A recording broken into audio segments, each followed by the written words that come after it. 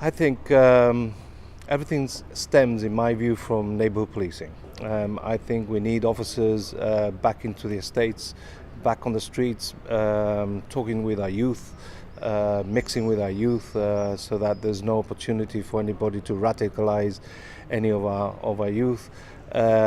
Seeking intelligence, that's where the intelligence comes from. That's where we get to know the problems. We get to sit and reassure the vulnerable, the elderly. So we need those officers back in the streets.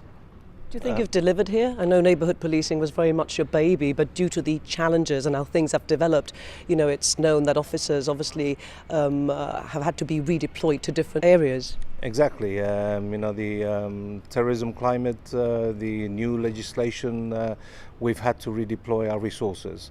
You start sort of looking at where your risk areas are, and where we can sort of take that risk. And everything suffers from the front line. And hopefully the business case will be viewed in a positive way, and Mr. McGrail will get the resources that he so much desires. So how do you go about then handling resources to ensure you've got enough men on the ground to deal with all the demands? We are our worst own enemy because we still deliver. Crime is at an all-time low.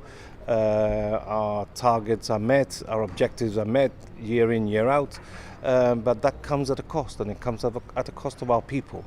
So it is right that we provide the necessary tools and the necessary resources to our people to do the job on a daily basis. We are very well resourced, but everybody wants more, but I think we've demonstrated, we've shown through the HMIC inspection, through PricewaterhouseCoopers inspection that we are in need of those resources. And government agrees that we do need those resources. It's just where that is going to come from. There is the element of the GDP, what's going to happen in the GDP in the future. So I think government is being very prudent to see how that develops, if there are opportunities there as well. But would you say certain departments, certain areas of policing have perhaps suffered due to the shifting policing priorities?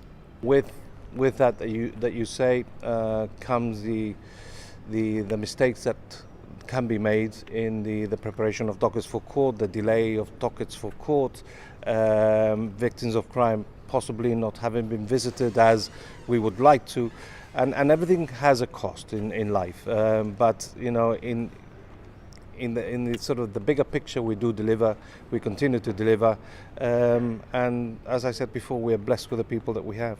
As outgoing Commissioner, no doubt you've reflected on your time in the force, especially at the helm of the organisation. So is there any particular area, though, that you feel more could have been done? Oof, that's a big question. I'm disappointed to leave the neighbourhood policing as I leave it. As I've repeated time and time again, I think that is the essence of policing.